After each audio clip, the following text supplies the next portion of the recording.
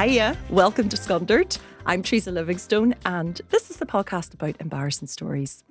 My guest today is, would you believe it? No, what am I saying? Would you believe it? You are a stand-up comedian. You wouldn't know to hear him. He's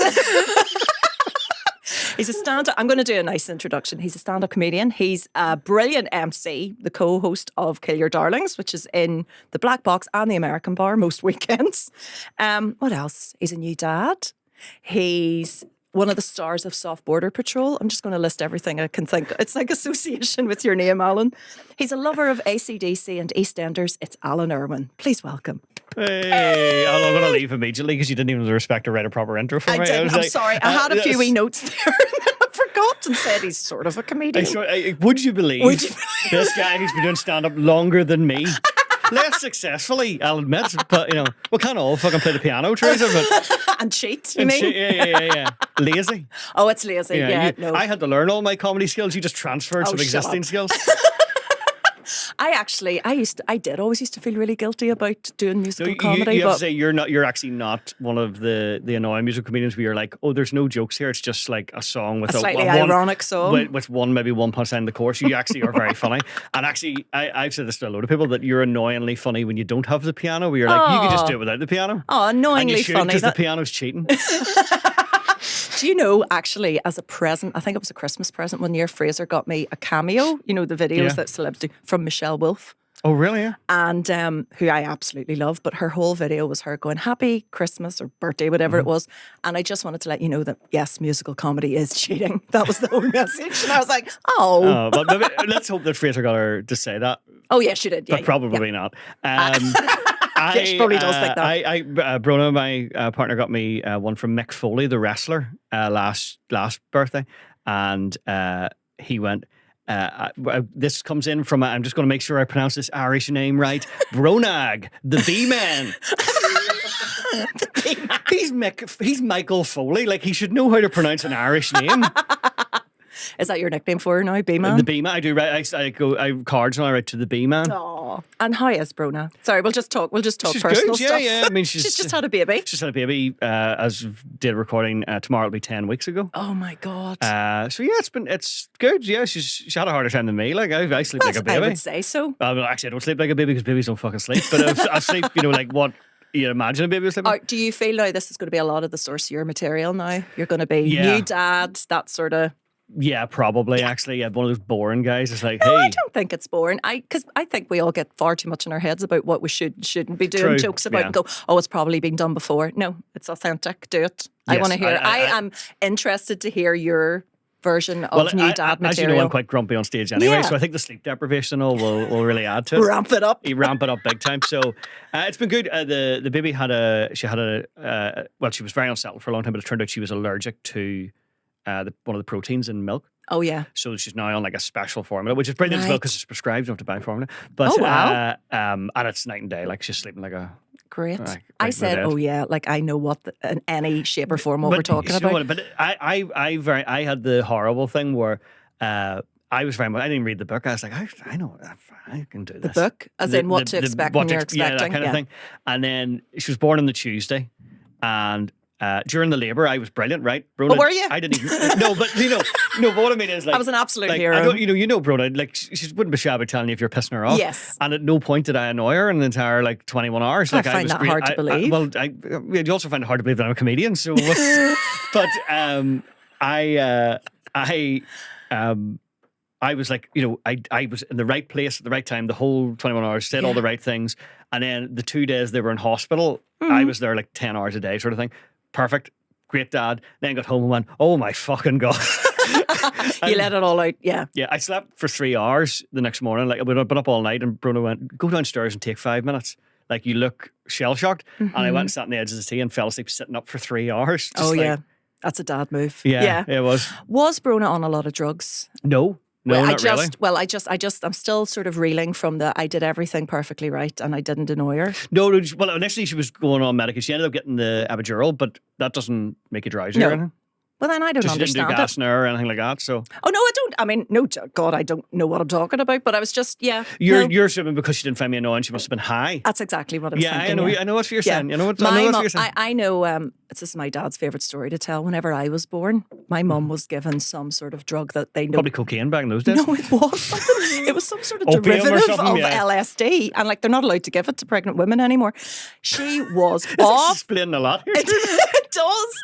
She barely remembers me, right, giving birth to me. But the next day, the nurses and the midwife and everything, they were all coming into her room being like, hiya, all like smiling. She was like, good morning. And they were like, we had some crack with you yesterday.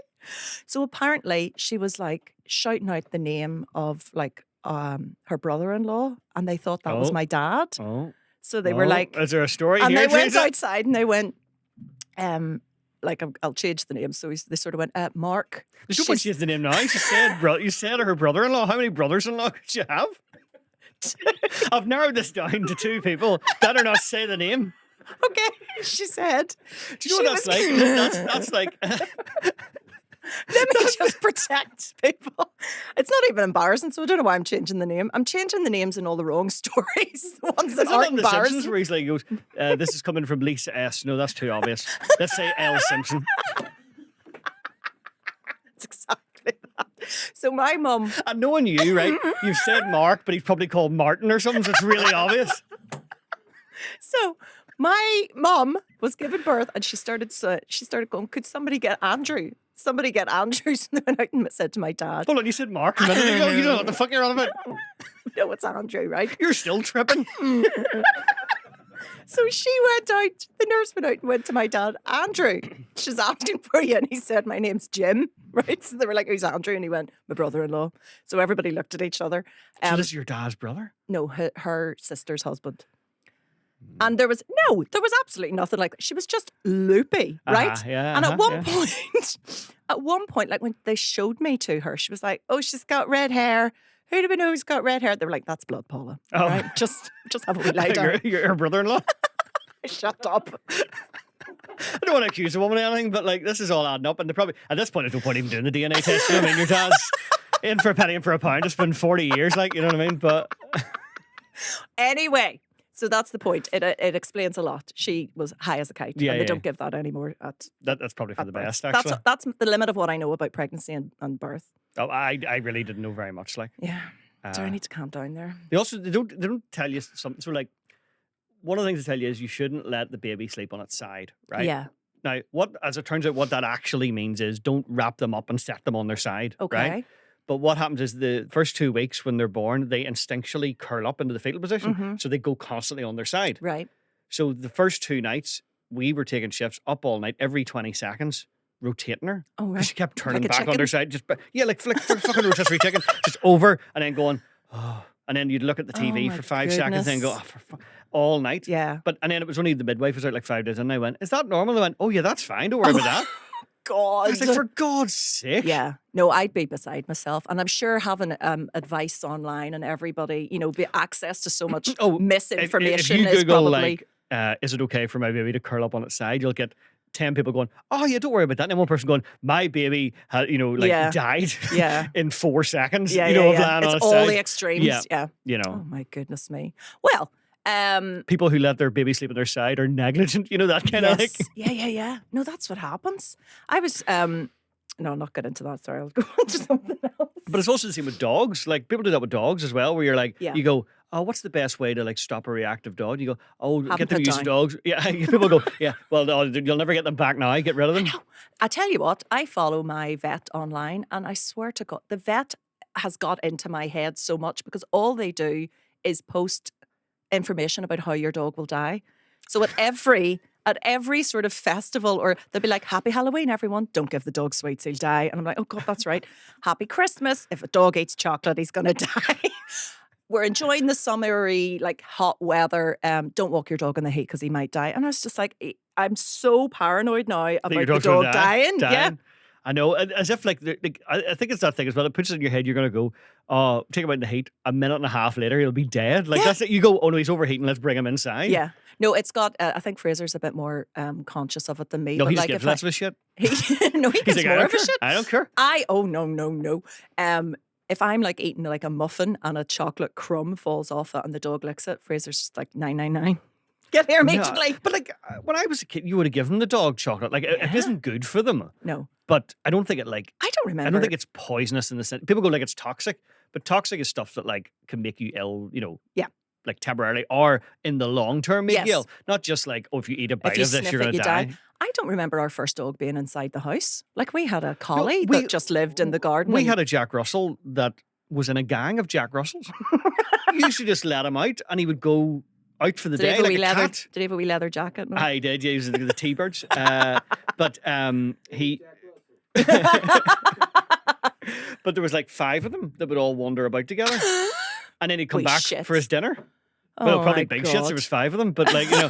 I was bitten by a Jack Russell, so I'm not a fan. Yeah. Well, we always had Jack Russells growing up. They are wee shits, like, but you know. I said something on stage the other night, and I don't know where. Do you know when something just comes out of your mouth when you're doing crowd work, which I always crowd mess work up. is worrying because crowd work is the real you. I mess up all the time, and I said to the crowd, anybody have? And I was doing stuff about my dog, and I said, any dog owners in? And normally people would say, oh yeah, I've got like a Labrador, and I'd be like, correct answer, that's the right sort of dog to have. And this woman said, I've got a Jack Russell. And I was like, ugh, right? And I just started slagging off her dog. And I went, I bet he's a wee shit. Is he a wee shit? And she was going, no, I love him.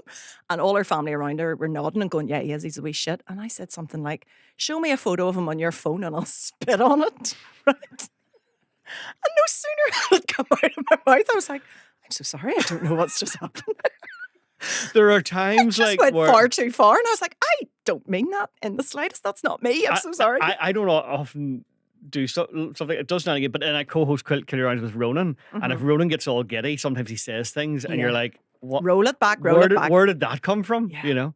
No, you're very good at crowd work now. Speaking of Kill Your Darlings, you and Ronan are great together as co-hosts, MCs. Do you know what's mental though? We're real life best mates, host a podcast together. We're each other's best men. And yet it took 5 years to have any kind of chemistry.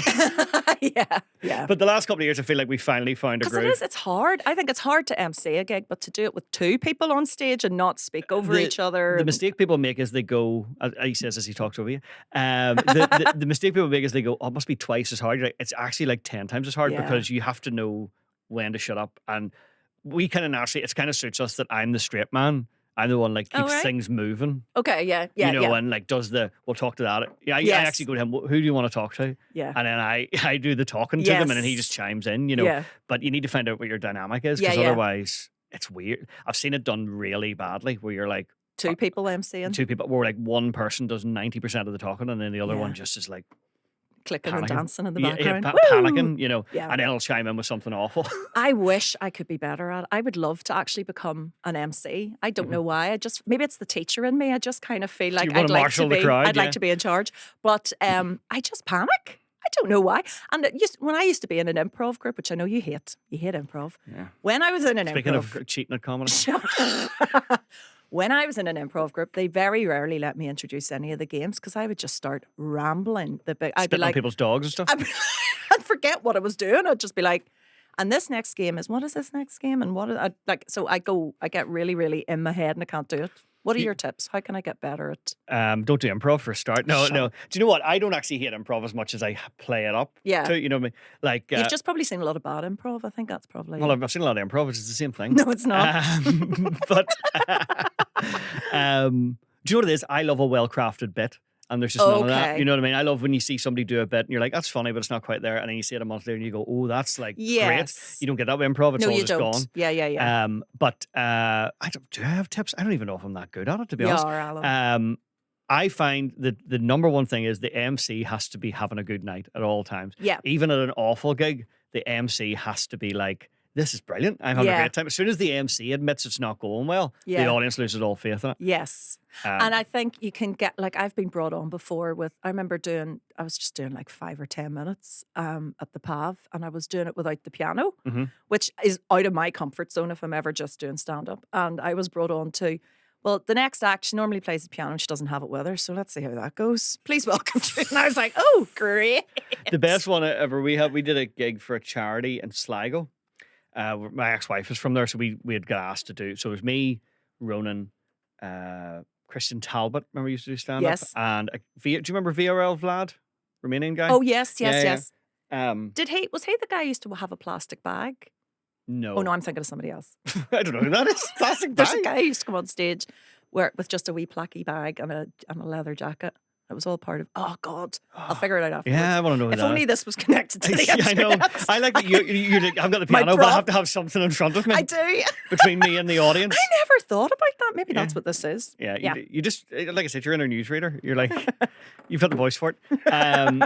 But yes, we went down to the gig site and it was for like suicide prevention or something. Mm-hmm. And ironically, when we got there, the MC, who I don't think does stand up anymore, was really depressed Yes. and didn't really want to MC. Oh God. But right. it didn't go, here, would want to use MC. So instead, what they did was they played a video of a woman talking about the death of her son Oh my God. for like 10 minutes.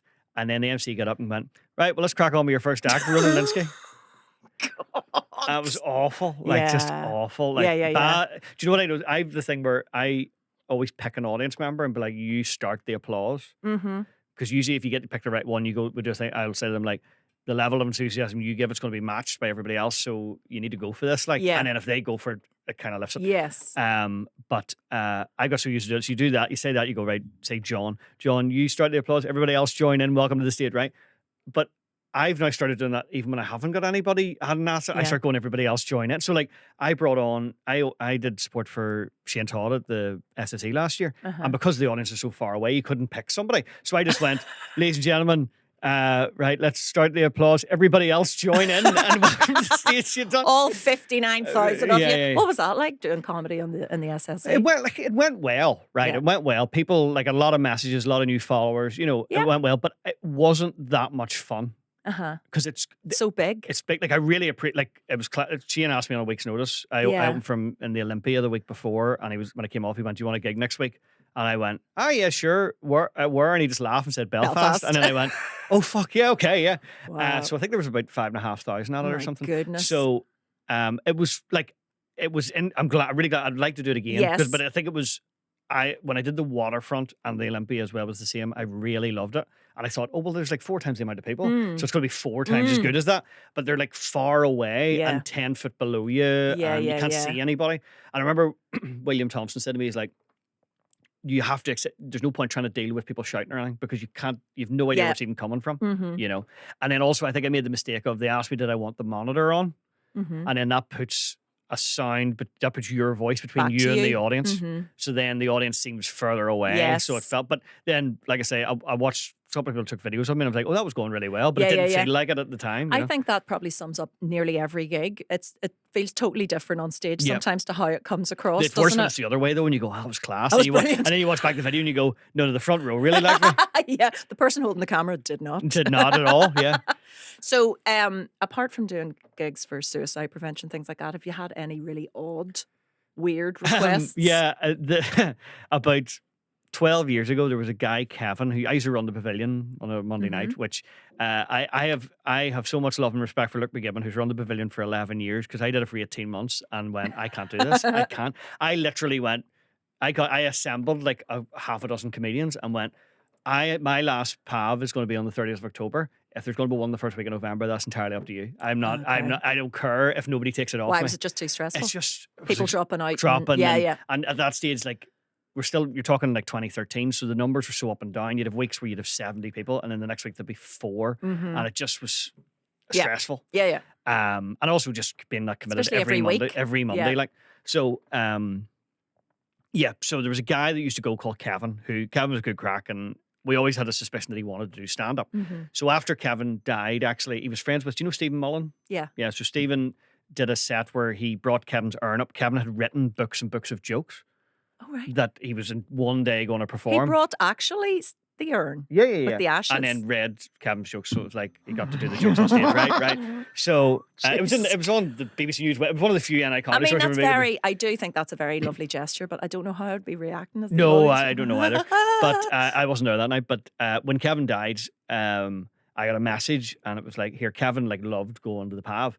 Would you fancy doing a gig for him?" And I thought they meant like In he his died of a name. heart attack, I think. So I was like, "Is it for the Heart Foundation Yeah. or something like that?" Not Bret Hart's tag team from the WWF, the British Heart Foundation. I don't know if your audience will know who Bret Hart is, but Nope. no, nothing. I don't know who my audience are. No, so- I know that feeling. You're like, do you ever look at your audience and you go, what brought Who you are here? you? Yeah, yeah. What- no, what is- you're very welcome, but I don't know who you are. I don't know. I don't know what the appeal is. What is the cross section here? So yeah, and they were like, no, for him.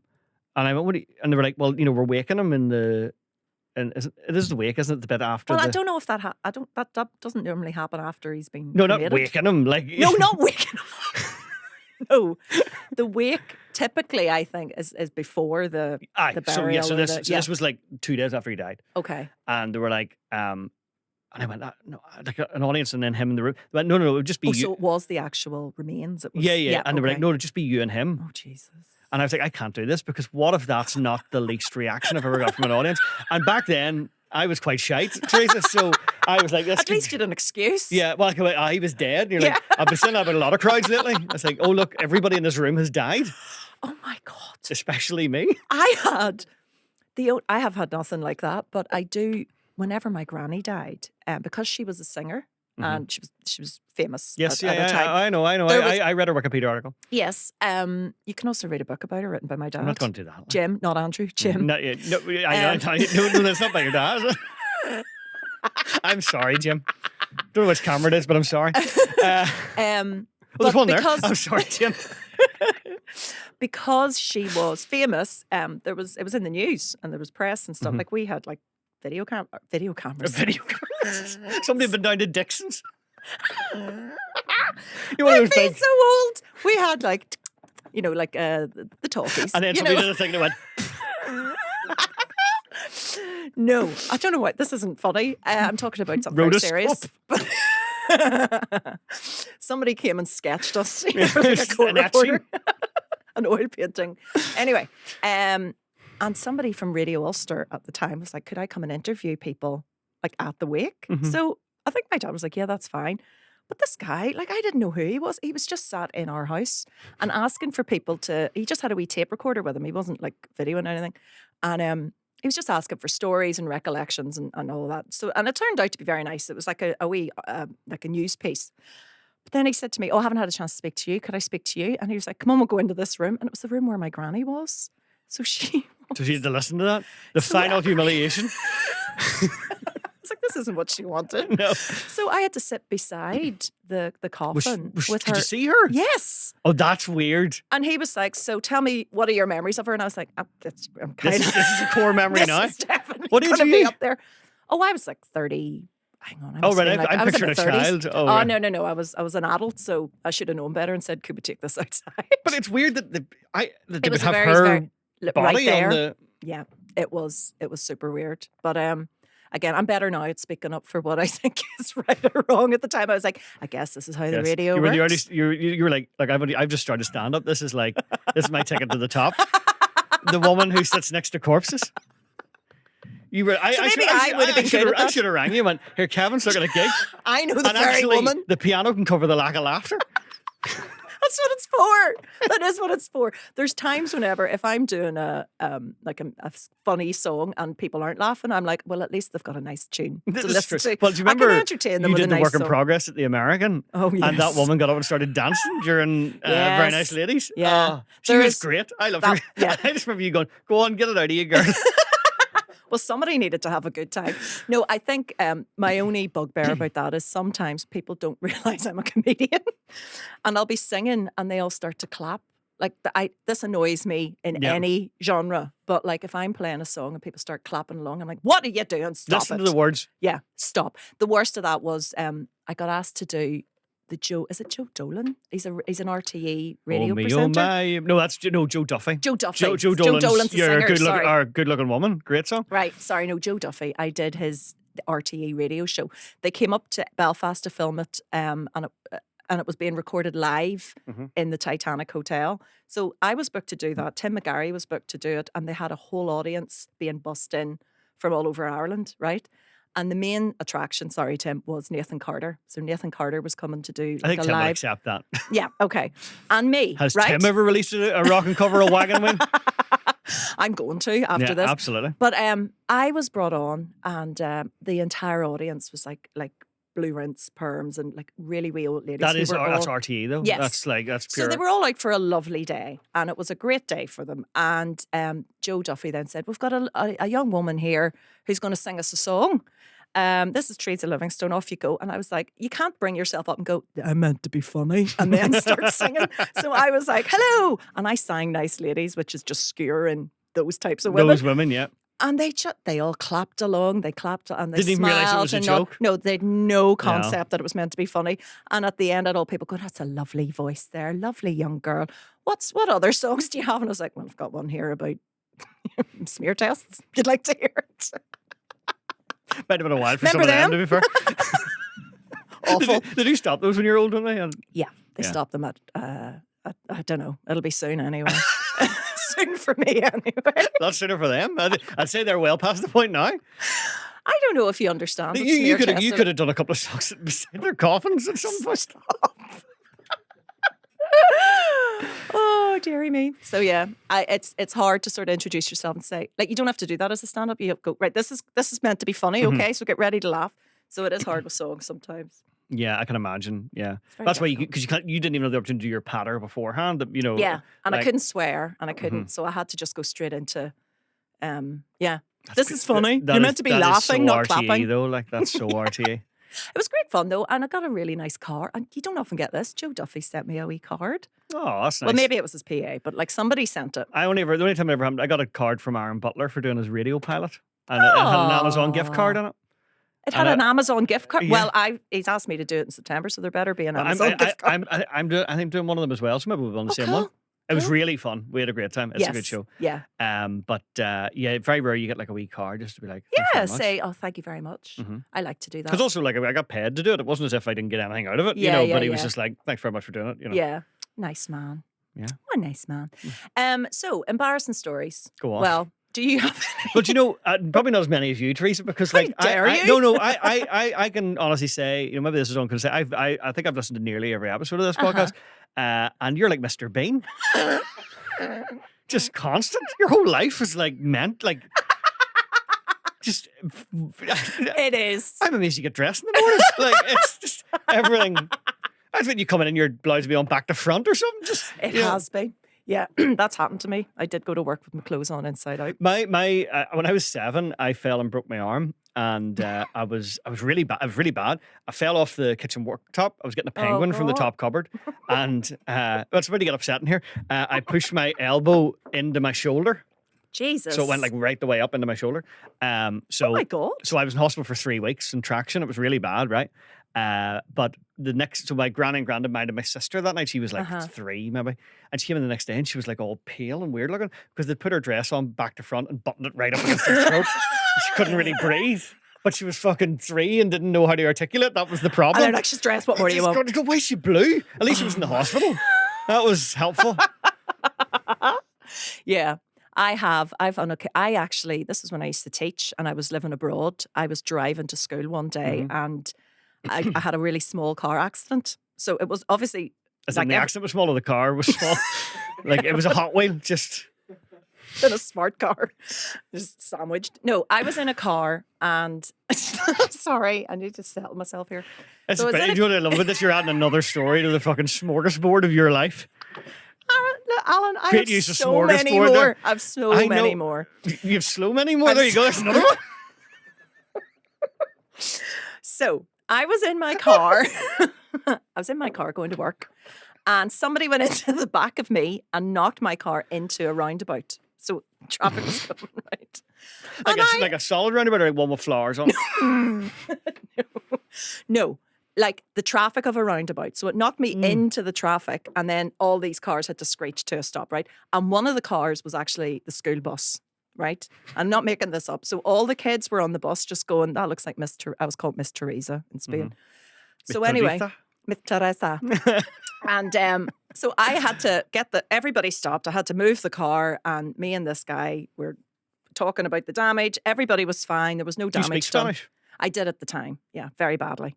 And But, what other way would you speak it? Like there's no way it'd be mental if you were fluent. Like it would be mental. I did get quite good at it. I couldn't speak it at all when I first got there. I used to just mime things to people. I was just like a little mime in shops, just like chicken. Chicken. You should have seen me in the nightclubs, honestly. I'm not going to mind what I You did. could buy a few things there as well. Yeah, I know. No, anyway, so I was really flustered, right? And I was late for work. And late for school is something different to being late for work. When you work at a desk, you can just come in and say, but you've got a class sit. And so I was like racing into the school.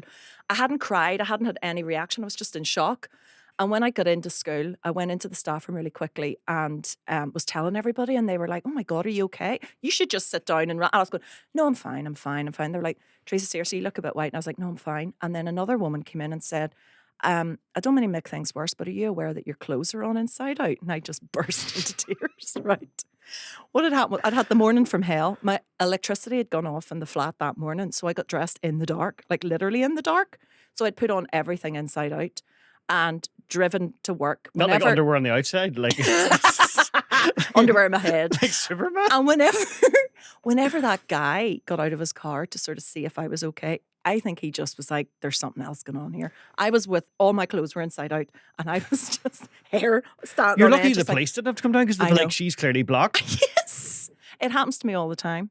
I've actually got a would you rather about that. Hang on. Go on, go for it. Excuse me. I love it. Would you rather? Excuse me. It's not even on that. It's not even switched on. That's Windows 95. That's ancient. I haven't written it down. Oh no, I remember it now. Would you rather? This is an embarrassing. Would you rather? Okay. Well, yeah. Would It'd be weird if you're like, would you rather have £1 million or £2 million? Would I'm you sorry, I'm rather? really roasting you today, but I don't- no, it's fine. Good as if It's 3 fine. hours sleep, I'm a little bit cranky. That's fine. That's fine. Okay, so would you rather always be overdressed or always be underdressed? Overdressed. You'd always rather be overdressed. Overdressed, 100%. What, like in a tux? But you got to give it the parameters. Like, is underdressed what I'm in, like curry stained sweatpants and a. Well, it doesn't have to be dirty. old- It's just like if you're in just like your So casual if I go to clothes, a wedding, I'm like.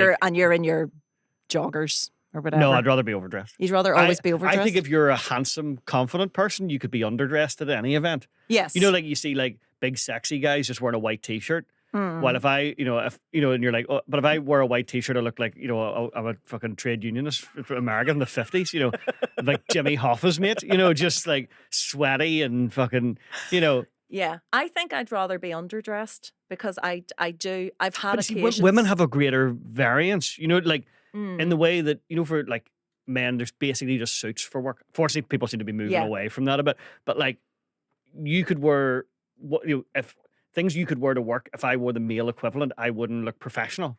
Do you know what I mean? No, you mean I'm going Like, you to can work? wear, I like, look unprofessional. No, well, you are a professional, but you don't look unprofessional. But like, you could wear like loose fitting trousers, for example. Yes. In fact, I have to.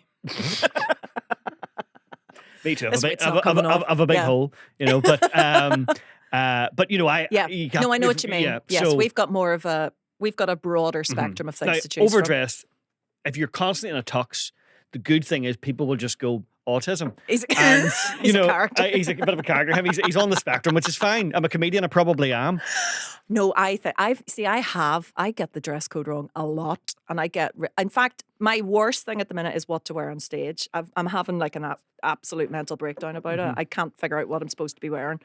But the first day when I was a teacher, my very first day of work, I'd never been like in a staff room before, right? Because that's prohibited as a student. You're not allowed in the staff room as a student. No, we were never allowed in the That's staff weird. I room. did work experience at a primary school and I just went on in. So they're probably like, what the fuck's he doing in here? No, not as a student, as a kid at the school. Oh, right. I think you meant as a student teacher. Like, you sit in the hall. You can sit in your fucking car. and get out. Yeah. To be fair, I did that a few times. No. But I was like, let's just get out of here. No. So the first day at work was, this was like school in West Belfast. I'd never set foot through the door apart from the interview. And the first day at work was like a staff day. So all the staff come in. It's like an inset day and you're just getting ready. And I walked in a 3-piece suit. I was wearing a grey What's a woman's blazer. 3-piece suit? A blazer, a waistcoat? shirt, and a trouser. No, that's not 3-piece. That's 2-piece. Oh, 2-piece. Because otherwise you just wear a jacket and a bra. you might as well. A 3-piece suit for a man is a waistcoat, a jacket, and trousers. Excuse me. I used to Excuse me. fit suits. Oh, okay, right, okay. So anyway, I walked in a suit with a briefcase. with a briefcase. I was 22. The briefcase is the funny bit. Like, and I walked into a staff room of 60 staff in like shorts and t-shirts and flip-flops. because it was an inset day. So it was an inset day. And I walked in and they were all like, who's the inspector?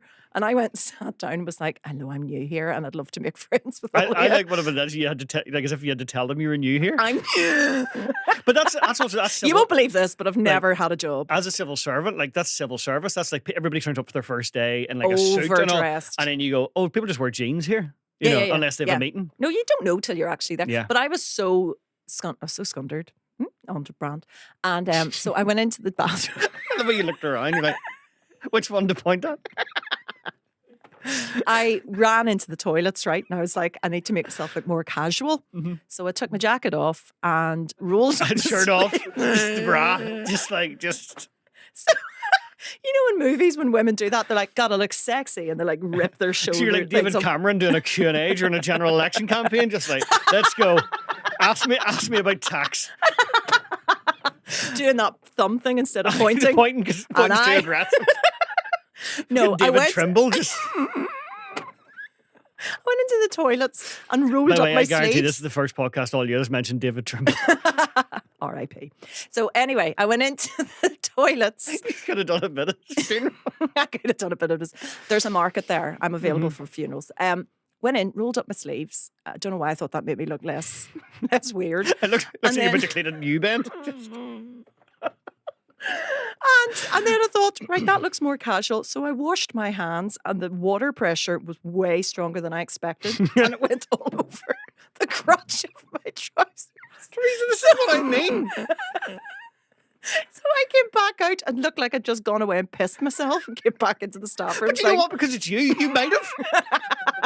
You never know. To be fair, the only yeah. reason I know you didn't piss yourself is because you would tell me that. But like, I would actually, and I have done, but those are other stories. we've all pissed ourselves. Like that's not. Yeah, but have you done it on stage? No, have you done a stage? Anyway, we'll just get on. I've never. I have had a gig where I went, I have to get off stage now because I'm going to shite myself if I don't go to the God. toilet now. Oh no, But- that's the fear. That's why everybody goes mad for the toilet before But you get on stage. generally, you know, I could be on stage for an hour and not need to pee. Like, it's not, No, me too. No, you don't think it's like your body. It's like fight or flight mode, isn't it? All your other Well, organs shut if down. a predator was attacking you, Yeah, you would be like, you know, but you wouldn't have be to gonna- piss yeah. yourself to lighten the load. Well, so you can run faster. But also, it's like, you know the way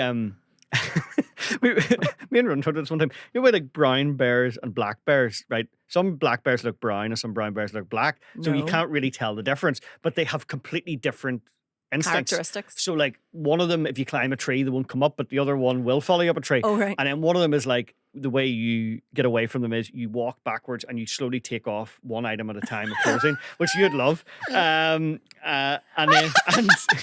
then the idea is it stops and sniffs and like footers with it for a while. Right. And then by the time it gets through all the items, you've run away. Right. It gives up. But the other Naked. one you have to play dead. Right. Right. And then because it doesn't eat dead things. Right. But you Okay. imagine lying down and playing dead, and then you go, oh no, it's the wrong one. Oh, like fuck's It sake. looked brown in the light. Yeah. Or like stripping yourself naked and then getting eaten. I didn't even make it. It's like I've actually prepared the fucking meal for him. Bit of salt. Yeah, just Oh, I have a headache, Alan. Right. I'm now going to ask you. That was a really hard left turn there. Sort of. That's enough of the jovial stuff. I'm going to do something different this episode. So, hold it together. shut up. I don't know why I'm roasting you so I much. don't know either. I'm enjoying it. It's all Yeah, right. that's It's all like right. being at home. This is what me and Fraser are like. It's a nice dynamic. I don't like when people compare me to Fraser because there's like 17 years between us, and people go, "You are the same," and I'm like, "No, we Well, he can't." says be." that as well. Yeah. He likes to make fun of your age difference. Well, do you know that story about there was me and Fraser used to work together, and then we were in the canteen, and he asked the woman in the canteen what she thought the age gap between us was, and she said 5 years, and it's 17, and I was raging, right? And then that weekend, we were doing it was Kill Your Darlings in the Black Box, Yeah. and we were out the front during the break, and I was telling this story to someone, Yeah. and then I went, there was a guy having a smoke, and I went, mate, what do you think the age gap is here? And he went, oh no, I don't want to play that game. And I went, oh, go on, I've heard the worst. And he said 4 years. Fucking ripping. I look a bit younger since I've completely shaved my head bald. You know, that's I cannot tell what anybody's age is, and I hope nobody can tell mine. But 31. That's right. Okay, so this is something new that I'm going to do. So I had asked people to send me their embarrassing stories, as in listeners and viewers, and I was inundated. Inundated. I got 3. So It's weird because the screen's not even on. the screen is on. Anyway, so what I'm going to do is I'm going to read you out the start of this lady's story, and I want you to tell me what happens next that makes this an embarrassing story. Okay. Okay. Are any of these stories you? No, Because this I will isn't pick me. the most embarrassing option then. I'd be Yeah, like, no. This isn't me. This is, and I'm not going to say her sec. I don't know if she wants to remain Is this going anonymous. to be like revealing the brother-in-law? I'm not going to say the name, but she lives in Agincourt Avenue, 30 number 32. I'm not good at. Yeah, so this is Donna's story. Okay, so Donna, I won't say her second name unless you tell me in the next 3 minutes. Okay, so this is the story. Why would she tell that here? I don't know. She might message me. Right, here we go. I had a Toronto Jeep, a great car, but developed a problem with the horn and the steering wheel. Yeah, I've been there. When you Whole teenagers. let's get through it. When you turned the wheel on full lock, the horn went on and stayed on until full lock was off. Right? You went Right, yes, yeah. So when you turn it all the way around. the horn would just Yeah. go on and stay on. It wasn't really a problem, but I was going to get it fixed. One day I was in Moneyglass at a T-junction turning left. I turned the wheel full lock, the horn comes on, a manageable problem, but... So what is it that happens next to make this embarrassing? Well, I'm thinking there was a teacher on their way to a Spanish school that like shot it into the middle of a roundabout in fear. No, but it will be something like that. It'll be like that it scared someone Okay. and they like fell on the road or something like that. Is that the right story? It's close to that. Yeah. So somebody's had a heart attack. Did somebody die? So somebody dies. Yeah. That's getting closer. What's close? Sorry, spat everywhere. This is a story What's close to dying? a story of manslaughter. Donna's writing this from McGabry as we speak. Maybe they didn't die, but did they injure themselves? They fell and hit their head, got a No. bad concussion. No, I mean this would be embarrassing, but not that funny. Think of what if it was me. Think about what would happen, or where would might you she frighten be? yourself and like fall out of the car? Okay, I'm going to. You were closer with the somebody died.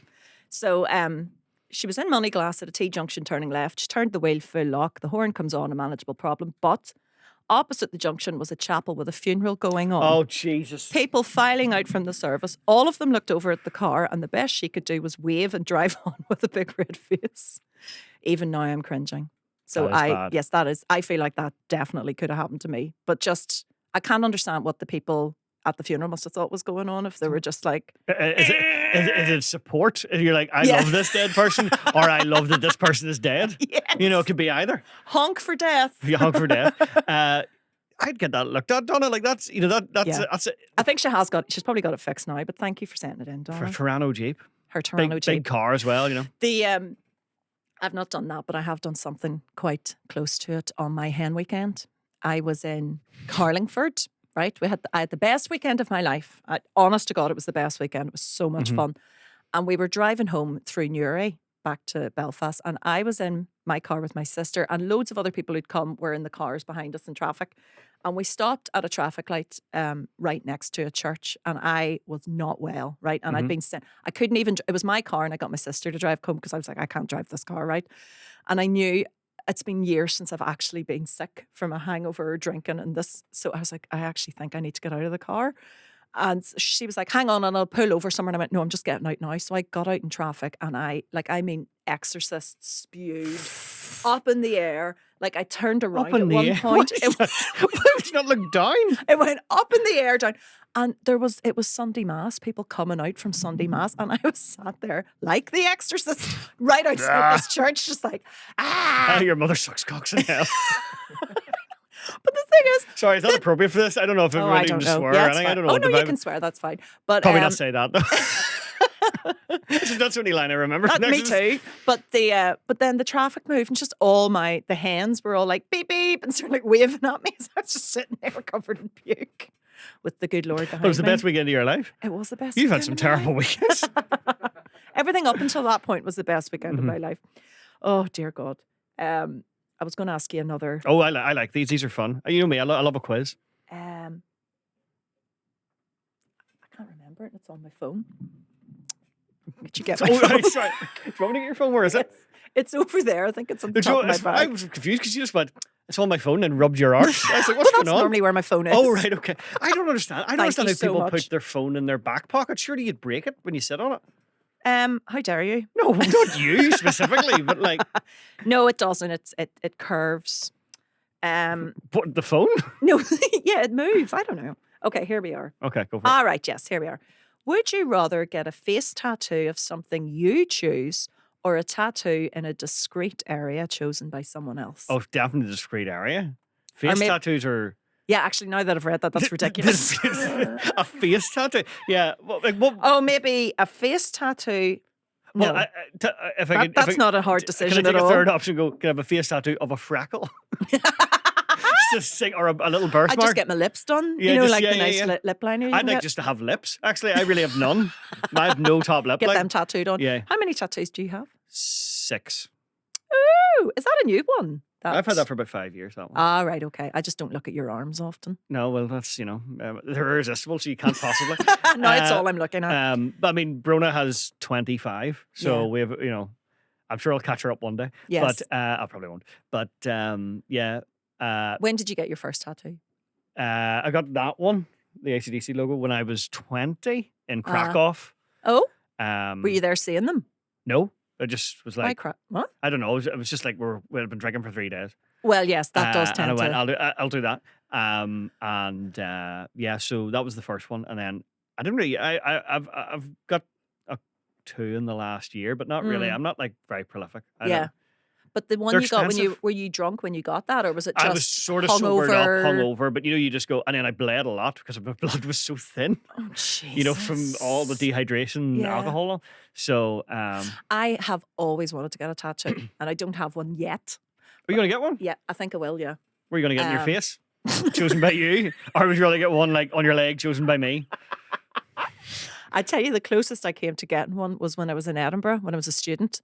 And the first Christmas I was there, me and my flatmates, we went like day drinking. It was like our term had finished. We were out drinking, and then we were like, well, we're out now. We might as well do a bit of shopping, a bit of Christmas shopping. So I ended up we bought so much stuff we didn't need. I was in a bookshop buying like Little Miss books, thinking these, like Little Miss Naughty. I thought this would be a funny gift for my friends, right? And I was like buying this Little Miss Naughty book, and the woman in the bookshop was like, "Do you like this?" And I went, "Yeah." She's like, "Well, you must do this the third time you've bought it today." And I was like, right. So I kept, we were so blind drunk. I was buying all these things and forgetting I'd bought them. And then we started to talk about the idea of us all getting a matching tattoo. And we were like, let's do it. I'll do it if you do it. Let's do it. And you're not going to believe me because this is so corny, but we were outside the Edinburgh tattoo, the military. Oh my God, you weren't going to get a piper or something, were you? No, we thought that was a tattoo parlor. Oh, right. I thought you meant like just like you were inspired. No. You saw. The Edinburgh tattoo, which is like their big military. Yeah, when they do the parade. Yeah. the My parade. granny loved it. We were there at their And she liked offices, it. and we were stood outside discussing what tattoo we were going to get. God rest her. And she really didn't. Actually, she was very much not that person. But Yeah, so that's the closest I've come to getting a tattoo. but you see, it's different now as well. The standard is so high now. Oh, you yeah, can okay. you can find really good artists that can do really tasteful, nice Yes. things. Like actually, Roleski has like 6 now, and he has like Does a he? kestrel and stuff that's like really, really well done. And Where are they? arms and legs. He's got a great one of Krusty the Clown in the episode where Krusty the Clown does stand up. It's nice. But yeah, some of them you can get that are just really well done. Yes. While it I used do- to be like they all looked a bit shit and Yeah. they would run very fast and I love watching them on like TikTok. I love watching people getting their tattoos. Mhm. There's all the ASMR with it. Like, Are you an the wee ASMR person? Are you? no, I'm not actually. But I think turns that's me. why. Yeah, all the. I know. I don't really get it. Although I did start watching. There was an ASMR lady I started watching to go to sleep. Because I was really bad at falling asleep, and I would like listen to her on my earbuds. And there was one night I had fallen asleep, and the earbuds weren't in. It was just really, really loud, and it was her talking about all her handbags. But it was like blaring out. Like Fraser came into the room, and it was just this woman going, "This one's leather," and I was like lying fast asleep. The soothing tones.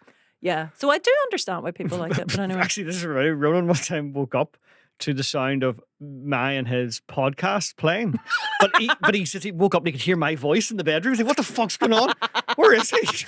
Oh, yeah. I used to listen to on the Cam app, has I people remember, telling stories. Yeah, I remember that. Yeah, I used to listen to Matthew McConaughey. Oh, my God.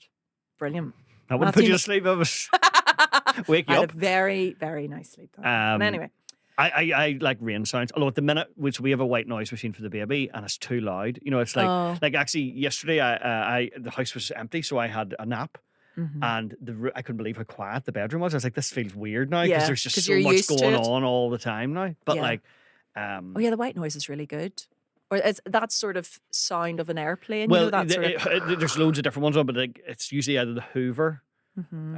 Or the Hoover. Yeah.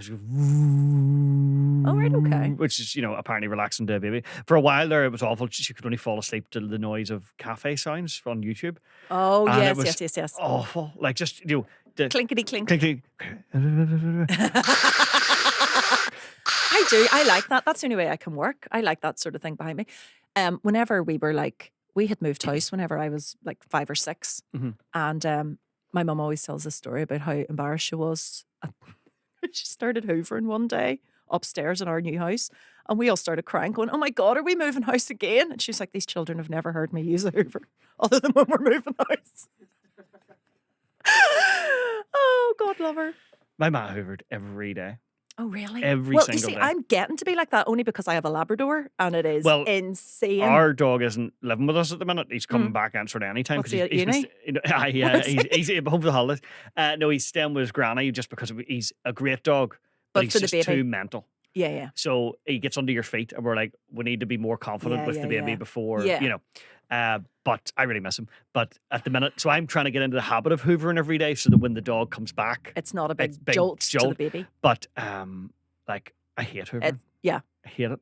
I actually can't get a robot hoover. That's what I'm now. I'm looking at. We're not all on your money, Teresa.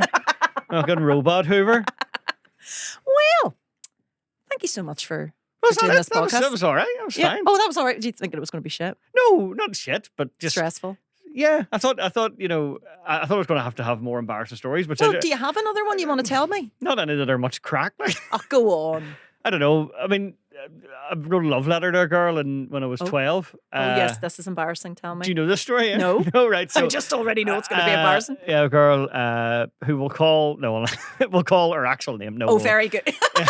Give me. I can come up with a very good pseudonym. Change one letter. Okay. Annie. Right. That actually is only slightly different. So Anne. So when you're 12, right, you think, right, I will. You tell a girl you like her, and if she's not interested, and then you think about it for a couple of days, and you go, maybe if I tell her I love her, then Jesus. she'll, and you sort of. And I must have her. It's not just it's not a lie. You sort of think you do because you're like, oh, I want her even more now that I can't have her. Yes. But so you go, and then she just didn't understand what I meant by like. Yeah, I'll go back in. You go back in. So I wrote a letter. I remember I typed it on Word. In joined up handwriting font. Like a kidnapper? So like a kidnapper and pasted it in with my dad's copies of the Daily Star and printed it out and then just signed it.